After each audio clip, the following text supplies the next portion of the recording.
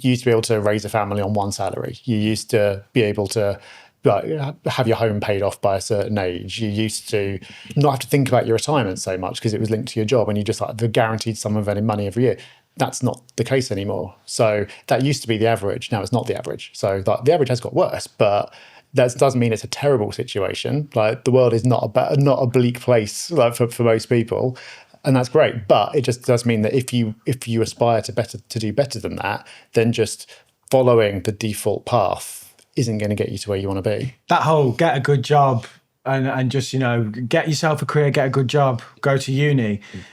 It's like a trap now in a sense for a lot of people. Yeah, I'm still paying. I've got my master's degree student loan I'm paying off. So it's like, now I've got extra paying debt. it. I know. That I defaulted on. I love this story. He defaulted and then he was like, yeah, but now they don't charge interest because I've defaulted on the loan. I paid off the first student loan, but this one was bigger. The main thing's about money differently. I'll give him that. There should be a whole interest. chapter. Yeah, no interest because it's defaulted. Down to a T should be your book. And that's it. You pin 1971 or the uncoupling from the gold standard as a key date. Mm-hmm. Why do you think that was the point that things changed? So the brief history lesson is you had the gold standard, the dollar was linked to gold, everything else was linked to the dollar. And then 1971 was when that came to an end and you got to a point where money has value because we say so, basically. And that allowed central banks to have far more control over the price of money and the quantity of money.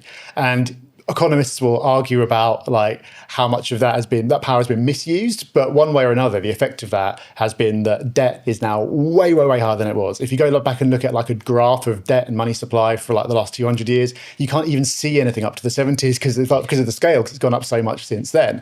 And a part of the reason for that is we've been on this trend of downward interest rates the whole time. So interest rates have been falling. A part of that is because whenever there's some kind of crisis, there's the ability and the temptation to reduce interest rates, print some money, get the economy going again. So every time something goes wrong, which it does every so often, that's been the response. And that's how you ended up with post-2008, interest rates next to nothing. You had COVID again, loads of money printing. And that's the trajectory that we've been on for 50-ish years.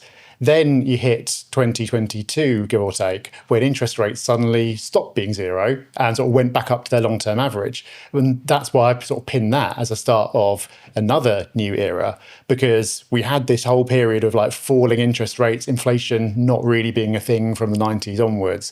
And then suddenly it's the world has changed again. And I don't know if anyone's fully appreciated yet just what a big shift that is. Do you think the long-term trend of declining rates will continue again when we have another inevitable shit show?